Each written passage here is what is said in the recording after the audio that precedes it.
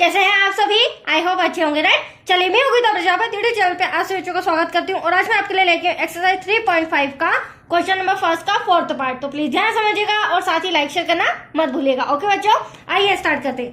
देखिए क्या कहना है इस क्वेश्चन में, निम्नलिखित समीकरणों के युग्मों में से किसका एक अद्वितीय हल है, किसका कोई भी हल नहीं है और किसके अपरिमित रूप से अनेक हल है, राइट। तो ये जो हमें रैखिक समीकरण दिया गया है, इसे सॉल्व करके ही हम बता सकते हैं कि क्या ये अद्वितीय हल का है, कोई भी हल का नहीं है, या फिर इसके अपरिमित रूप से अनेक हल होंगे, राइट। अब क्वेश्चन हमें कहा गया है अद्वितीय हल की स्थिति में उसे वज्र गुणन विधि से ज्ञात कीजिए। तो अगर ये हमारा अद्वितीय हल निकलता है ये रैखिक समीकरण, तो इसे हमें वज्र गुणन विधि से सॉल्व करना होगा, राइट बच्चों। यहाँ तो कोई डाउट आपको? चलिए कंटिन्यू करते हैं। अब ये सम स्टार्ट करने के पहले थोड़ा सा मैं आपको बेसिक पॉइंट समझा देती हूँ। इन तीनों कंडीशन का अद्वितीय हल, कोई भी हल ना हो और अपरिमित रूप से अनेक हल कब होंगे। तो देखिए, मैंने आपके लिए एक चार्ट में रिटर्न करके भी रखा है। फर्स्ट कंडीशन, एक अद्वितीय हल हो। तो एक अद्वितीय हल कब होगा बच्चों?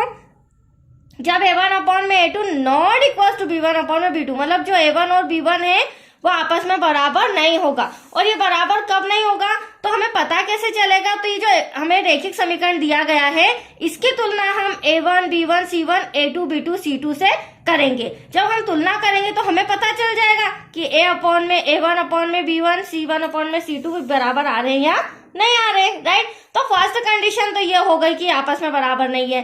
सेकेंड कंडीशन, कोई भी हल ना हो। तो कोई भी हल कब नहीं होगा?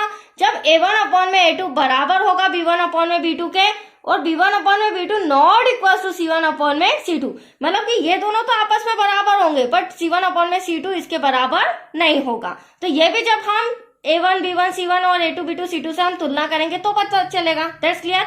थर्ड कंडीशन होती है अपरिमित रूप से अनेक हल होंगे। तो ये कब होंगे बच्चों? जब हमारा रैखिक समीकरण में a1/a2 बराबर होगा b1/b2 से और b1/b2 बराबर होगा c1/c2 से। That's clear. तीनों कंडीशन समझ में आई? हाँ, तीनों कंडीशन में यदि हमारा अद्वितीय हल निकलता है तो फिर हमें वज्र गुणन विधि से उसे सॉल्व करना होगा। तो ये फॉर्मूला भी आप समझ लीजिए, हो सकता है इसी सम में हमें वज्र गुणन विधि सॉल्व करना पड़े। तो देखिए बच्चों, आप देख सकते हैं इसके अंदर x डिवाइड में y डिवाइड में 1 डिवाइड में। अब ध्यान से समझिएगा, इसमें जो नंबर दे रखे हैं उसकी शॉर्ट ट्रिक बता रही हूँ। आप देख सकते हैं यहाँ पर 12 है, यहाँ पर 12, यहाँ पर 12, 21 21 21 और माइनस का साइन है, मतलब कि हमें 12 21 12 21 12 21 इस तरह का हमें नंबर्स फिल करने होंगे। That's clear. दूसरी इंपॉर्टेंट बात, ABC 3 डिजिट वो है नंबर्स हमारे, तो हमें B से स्टार्ट करना होगा, BC और B के बाद क्या आ जाएगा? C, तो CA और C के बाद आ जाएगा A, तो AB। ये मैंने शॉर्ट ट्रिक आपके लिए समझाई है और इसी अकॉर्डिंग अगर आप ये फॉर्मूला समझ के करेंगे तो आपका आंसर कभी गलत नहीं होगा। क्योंकि देखो बच्चों, अगर नंबरिंग आपने आगे पीछे कर दी तो आपका वज्र गुणन मेथड गलत हो जाएगा। ना ही आपकी x की वैल्यू निकलेगी, ना ही y की वैल्यू निकलेगी। That's clear. तो आया मेरे अकॉर्डिंग समझ में? चलिए अब हम इस इक्वेशन को सॉल्व करते हैं, बट पहले हम तुलना करेंगे। तो यहाँ इंस्ट्रक्शन लिखना पड़ेगा बच्चों, निम्न समीकरणों की तुलना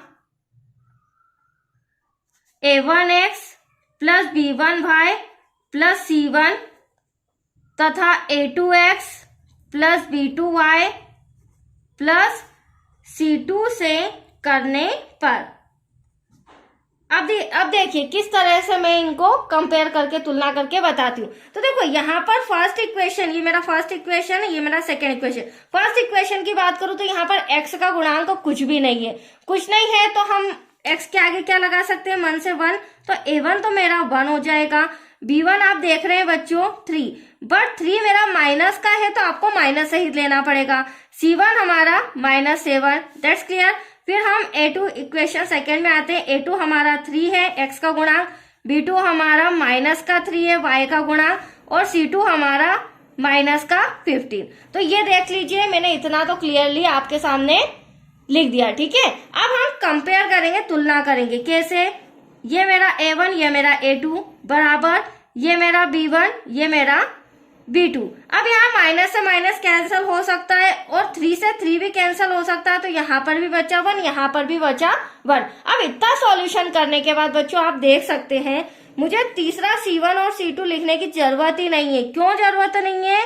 क्योंकि 1/3 नॉट इक्वल टू 1/1। 1/3 इसके बराबर नहीं आ रहा है। अगर हाँ यहाँ पे भी 1/3 होता तो मैं आगे की कंडीशन भी सॉल्व करती, बट यहीं पर मेरा A1/A2 नहीं आ रहा है B1/B2 के बराबर।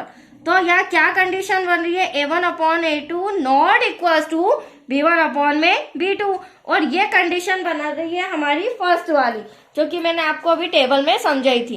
क्या कंडीशन है? A1/A2 not equal to B1/B2, तो एक अद्वितीय हल होगा, और जब एक अद्वितीय हल होगा तो हमें बीजगणित मेथड भी सॉल्व करनी होगी। तो यहाँ पर लिख लेते हैं हम, अतः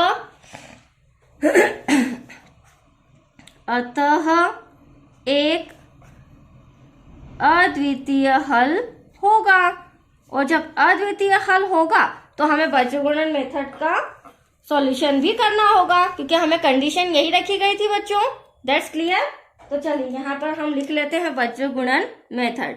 मैंने फॉर्मूला जिस अकॉर्डिंग समझाया उसी अकॉर्डिंग में अभी रिटर्न भी करूंगी, ध्यान से देखिएगा आप। देखिए ये x है, ये हमारा डिवाइड।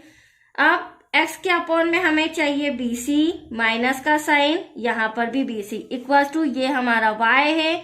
फिर C के बाद मैंने आपको बताया था CA माइनस का CA, थोड़ी थोड़ी स्पेस रखना है आपको।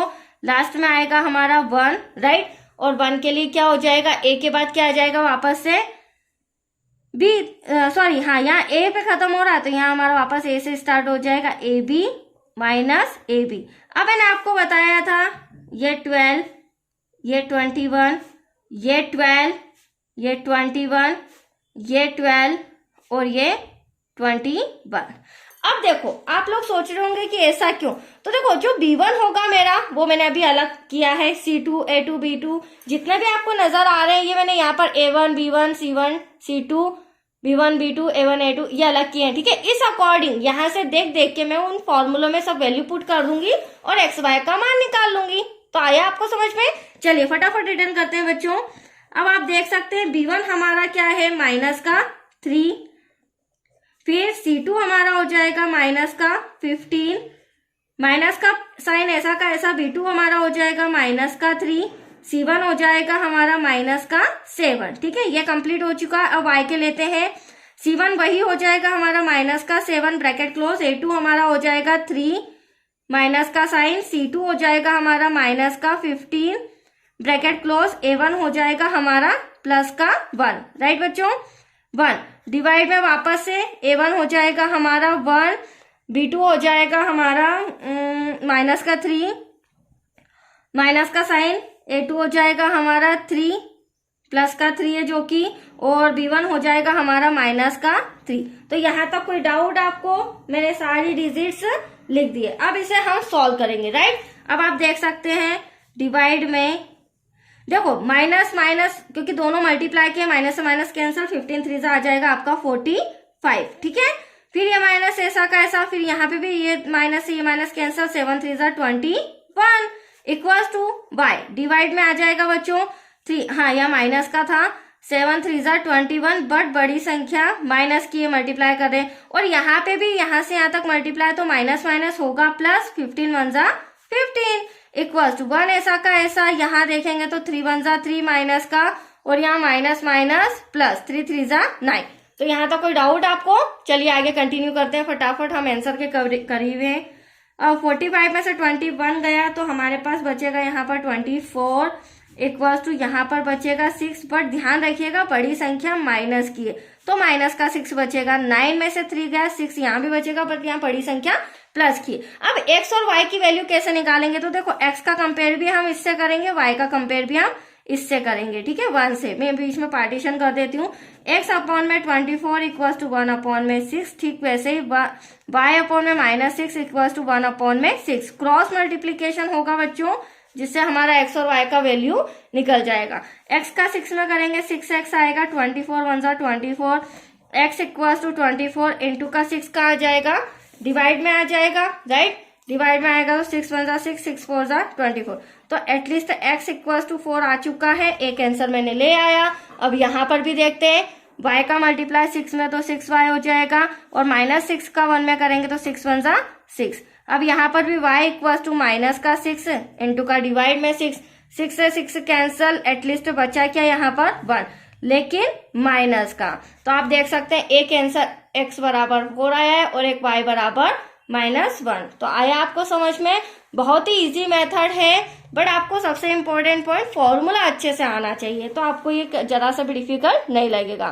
तो ये सम हो चुका है बच्चों कंप्लीट। नेक्स्ट वीडियो मिलेगा आपको क्वेश्चन नंबर 2 से रिलेटेड। Okay, thank you.